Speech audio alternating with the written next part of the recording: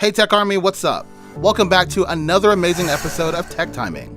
So guys, in this amazing episode, we're going to discuss why you should not buy a mined GPU in 2022. Are you guys excited? Let's get started. So keep up with me to the end, comment right below this video, subscribe if you still haven't, and turn on the post notification for more videos. With the world going through a cryptocurrency mining meltdown, the market is seeing an influx in the number of used mined-on GPUs flooding the market. There has been a corresponding increase in demand for them, mostly because of a fake sense of purchasing parity caused by the new GPUs hitting the shelves at near MSRP. Cryptocurrency mining is a process that requires a lot of energy and computing power. This process can damage graphics cards, making them less effective for gaming and other uses. Furthermore, mined cards are often very heavily abused, narrowing the odds of the card dying.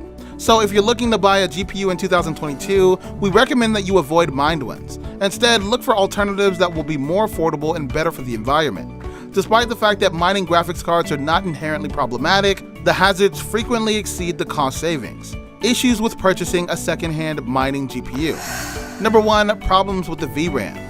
VRAM is the first thing to consider when buying a mined GPU. Memory on cards has a lifetime, much like any other type of memory. A user who purchased an RTX 3080 to be used for mining said that his GPU, which is meant to have 10 GB of VRAM, only has 8 GB. In reality, several memory modules have failed, and the card has been reconfigured to use 8 GB of remaining memory.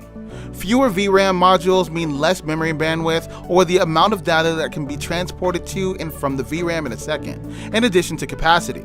Fewer bandwidth results from fewer modules. However, receiving a card with less VRAM than you anticipated is hardly the worst case scenario.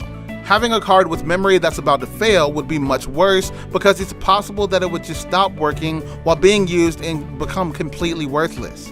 Since replacing memory modules on your own is almost impossible, the only practical course of action for repair is to send the device back to the manufacturer for service. Number 2, overworked and worn out fans.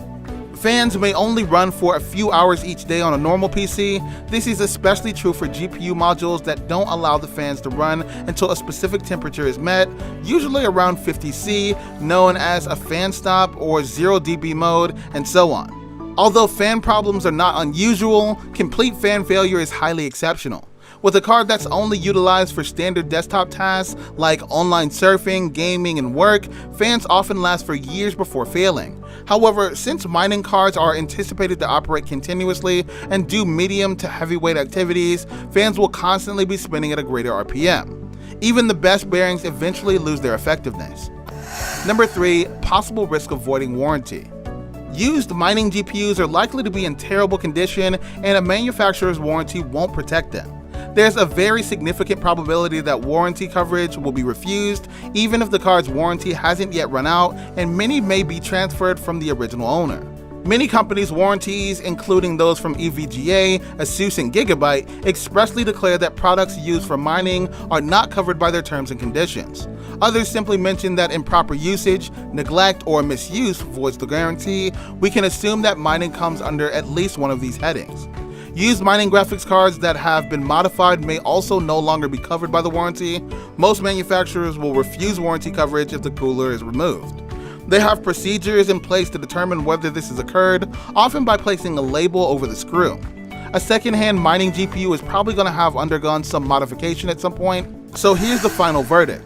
The above-mentioned reasons are why it's absurd to purchase an old mining card at any cost. These cards are almost certainly close to failure, and the chances of receiving any warranty coverage are limited to none, which means any repairs will be costly. The worst case scenario is that there are no fixes available and you have to purchase a new graphics card.